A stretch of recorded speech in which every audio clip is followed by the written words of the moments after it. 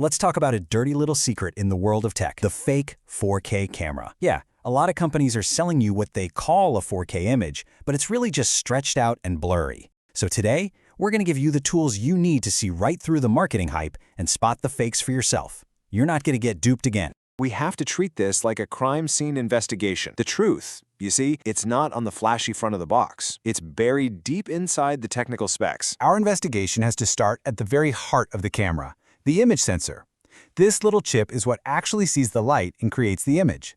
It's the one piece of hardware that determines the true, native resolution your camera can actually produce. Think of it this way. The sensor is the camera's engine. The marketing can scream Ferrari all day long, but the sensor's model number tells you if you've actually got a tractor engine under the hood. And that model number, that's our key to cracking this whole case. So, the first rule of our investigation is super simple. Find the specific model number of that image sensor. Kind of like the example you see here, IMX678.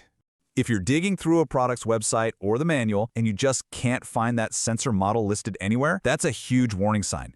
I mean, why would they hide it? Usually it's because the engine inside doesn't quite match that fancy 4K badge on the outside. Okay, so you've got your hands on the sensor model. Let's get down to business. I'm going to walk you through exactly how you can run your own little investigation. Don't worry, it's a really simple three-step process. Step 1, find that sensor model number we just talked about. Step 2, go straight to the source. Search for that number on the official website of the company that made the sensor, like Sony or OmniVision. And then, step 3, on their official spec sheet, you're going to look for one very specific term, effective pixels. And this, my friends, is where you'll have your big aha moment.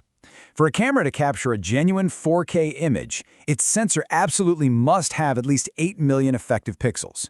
So if the sensor's official spec sheet says it has 5 million pixels, but the camera box says 4K, well, you've just caught them red-handed. Let's look at a real-world example. First off, these are the major players in the sensor game. Sony is the industry leader, especially with their amazing Starvis and Starvis 2 technology. But you'll also see names like OmniVision and Galaxy Core out there.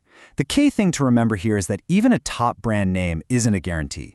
The specific model number is always what matters most. All right, check out this case file. On the left, we've got our hero, the Sony IMX678. It's a Starvis 2 sensor and it has 8.3 million pixels. This is the real deal, true 4K. But on the right, we've got the imposter, the Sony IMX675.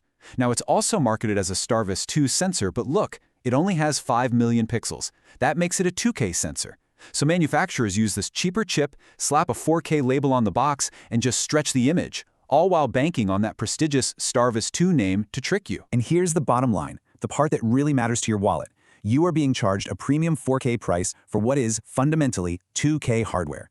This isn't just some tiny technical detail. This is about you getting what you paid for. But wait, just when you think you've cracked the case and solved the mystery, there's a plot twist. It turns out finding the right sensor is only the first clue. The story? Well, it gets a little more complicated. So, get this. What happens when two different cameras use the exact same true 4K sensor, but one of them produces a stunning, beautiful image, and the other one just looks like a blurry mess? How can the same engine give you such wildly different results? Well, the answer lies in these hidden bottlenecks that can totally cripple even the best sensor. Things like the quality of the lens, the power of the processor, even how the camera manages heat, all of these things can make or break the final image. A great sensor is absolutely crucial, but it's only one piece of a much bigger puzzle. And yeah, we'll definitely dive into those other factors in a future explainer. So now that you have all the tools for this investigation, I've got a question for you. Have you ever actually checked your camera's sensor model? Go take a look. You might be really surprised by what you find. Let us know in the comments what your camera's engine really is.